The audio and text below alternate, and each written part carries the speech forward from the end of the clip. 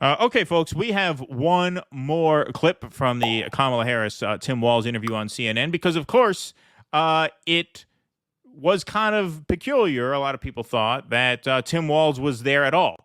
And so he did get a question in, and now we finally get the wide shot of Kamala Harris and Tim Walz so we could see.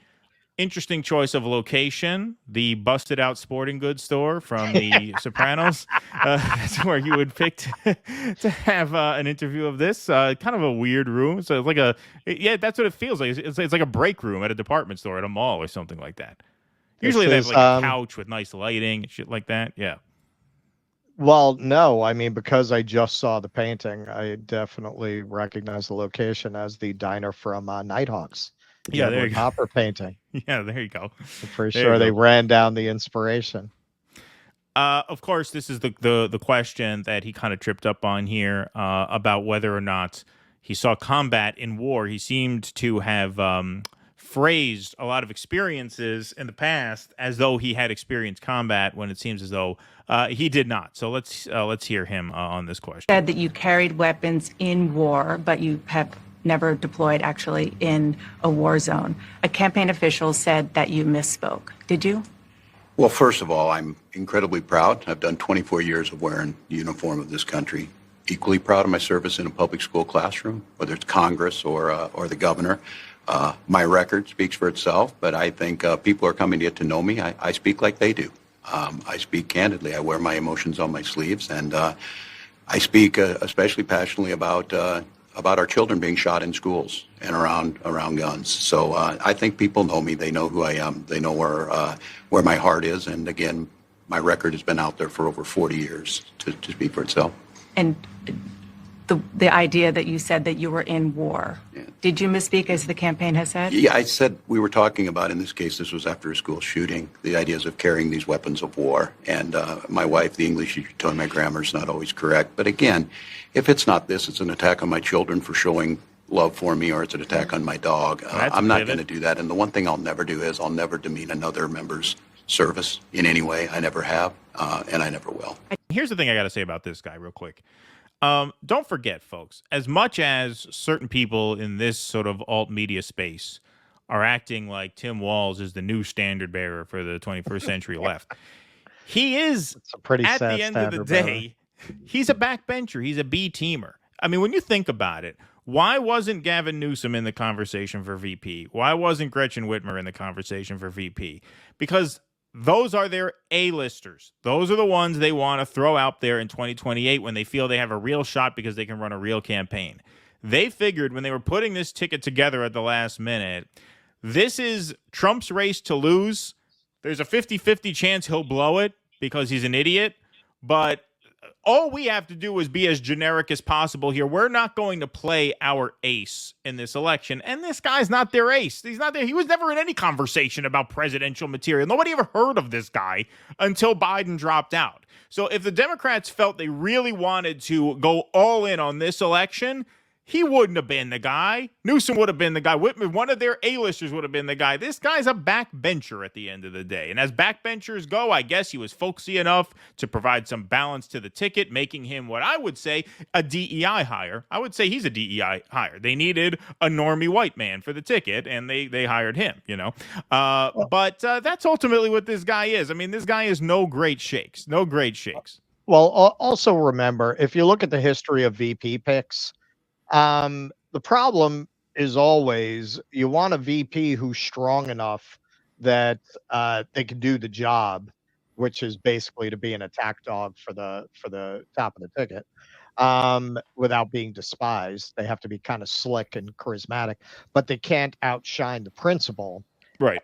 And the worse your principal is, the further toward the bottom of the barrel you have to go to fulfill that requirement. Right. So to not outshine Kamala, you got to go pretty far down the well to find the person who's not going to outshine that bright bulb. That's true. Newsom would have outshined. Yeah, that's true.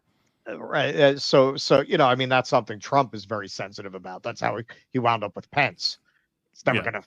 Pence is never going to outshine him. And frankly, that might be part of why he didn't grab Tulsi. You know, we've only speculated on it as a move of overconfidence, which it is. But it may also be a move of Tulsi's got skills, and she actually is a very attractive woman. She actually does have charisma. She actually is a strong public speaker. So that could have been part of it too, man. He might have been afraid that Tulsi would outshine him. I mean, he's a ding dong. Come on, man. He's a Borscht Belt comic. Yes. How would he really look next to, we're not fans of hers at this point, but she's a serious person. How would Trump look next to Tulsi? If Tulsi that were Gabbard, his right. next to Tulsi. As far as Walz goes, this guy is a candidate for the Joe Biden Baron Munchausen Award. Like every day, there's just something else that he bullshitted about. Grammar. Yeah.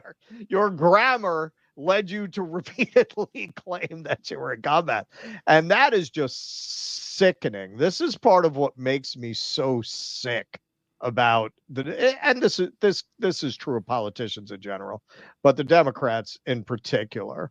The way they decided they're going to brand this guy as just a simple rube, just a folksy guy. And there was a whole team, there was a whole committee that decided to have him say something about grammar, but shucks, to just Right. give it the shucks treatment. Yeah, okay. And then to start talking about his child and his dog, and look, Bash, if you watch that whole interview, she can't just do a People magazine profile. She knows she can't make it obvious that that's what she's doing, but that's essentially what she did. You have very limited time with them because they know Kamala's a ticking time bomb, and every minute she's in an interview it exponentially increases the danger that she's going to start laughing uncontrollably until that laugh devours the entire universe, Right. setting off an Oppenheimer reaction. So she got very limited time. She brings up the whole thing with the son. Oh, how did that feel? Now that is meant to signal to libs, because there's no reason to ask that. It's an extremely trivial thing to ask within this very limited time you have with them. We're the good people, and we're going to put a spotlight on that. That's the only purpose of that question. But in the end, she asked a couple things about fracking, right? So she did her job. So it was very much a softball interview where she tried to give the appearance of doing legitimate journalism, but nonetheless, she asked about the photo of her niece while watching her. Like there's no that's something that's a puff piece. Well, they had about 40 that minutes in the belongs in a can. news magazine kind of a profile. They had about 40 minutes in the can, and they only used about 18, right? So there was a lot of Yeah, stuff that they didn't use. Yeah, I would love to see some of that stuff. And that's what made it in. But, I would say, the other thing about this, go ahead. Waltz, just one more thing. So Waltz, this just came out too. His whole origin story about how he got into politics is a lie. He said he brought two kids to go see George Bush speak, and they wouldn't let them in because the kids had Kerry pins. This was in 2004, and that's when he decided he had never thought about getting into politics. All a lie. All a lie. He actually did get into that speech. The kids did not have Kerry pins. They were not his students. And the reason there was some hesitation to let them in is, I'm not sure what the controversy was, but they had been the subject of some controversy that was covered in the news that week. But ultimately, they got in too. So his whole origin story is made up. Yeah, but look, what I would say about the story about his son, this is why I said very early on, before Waltz was even in the picture, right? As soon as Kamala became the nominee and you started seeing the stuff about the DEI and the Willie Brown and this and that stuff, that shit that some of the conservative Twitter chuds tried to pull with Waltz's kid. Well, that's why stuff. Dana Bash threw that in. That's why she threw it in. Right. She's advocating without saying it, but that is advocacy. Yes, but what I'm saying is just by including that. Right, but what I predicted as soon as Kamala became the nominee was that the Republicans were going to give Democrats and their media allies the opportunity to go there by taking these ridiculous shots. I mean, some of the shit, like Ann Coulter, said some horrible thing about his kid. I mean, that just hands them the issue. Hands them the issue. Of course. Like, you have to be more disciplined. There's no upside to that. There's no upside to that. When the media is against you, as they are, they're going to take everything you give them and use it against you. That's what you have to understand. If you are a Trump surrogate, even if you're on social media and you have, more than 50,000 followers where your tweet's going to get out there, anything they'll use they can use against you, they will. And there's been a lot of sloppiness on the Trump campaign this past month or so.